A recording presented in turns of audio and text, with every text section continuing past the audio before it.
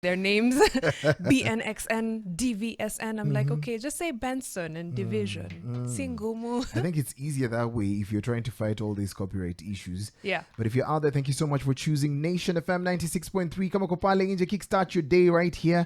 I hope you're motivated to actually make sure that everything goes well. Right now, final look at what's happening on our papers. We're looking at a situation whereby Bursaries proposal could be path to free education. And of course, I thought this was common sense.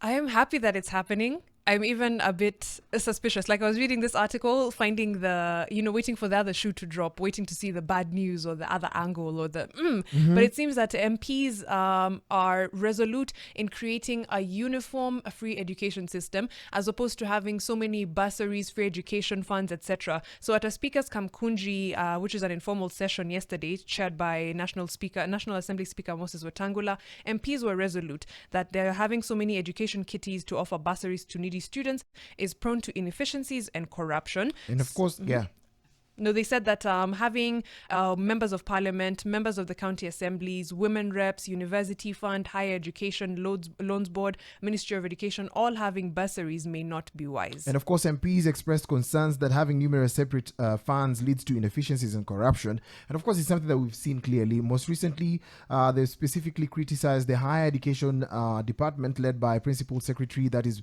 Beatrice Nyangala, for poor communication about the new funding model, which they say discriminates against poorer students. And of course, we've seen a beta exchange and also a new breakdown on matters higher education. And it's not that it's only higher education. I mean, look at primary education and how most of the parents are opting for private institutions as compared to the public schools, which is actually a different story when you compare to the Kibaki regime. True. We got quality education for free, at least in a lot of parts of the country. Yeah. And last week there was a clip that went viral of an MP called Omar Mwinyi. He's from Changamwe, talking about all the different amounts of money given to each of these bursary funds, right? Whether it's given to the Ministry of Education, whether it's given to a women rep, whether it's given to your local MP, your MCA, all of them together could very easily fund a free education model. So the speaker said that the MPs are ready to turn it into law. If the executive gives them a framework to consolidate all these bursaries and put them into one, then the parliament is ready to turn it into a law that can allow for us to have free education, quality education, something that's not as prone to corruption. I think one of the biggest issues with bursaries is people will give money to people they know as opposed to those who are in need. Sometimes you find mtoto wa MP ama MCA ndio anatumia bursary and you're like, make it make sense. Make it make sense. And most of them...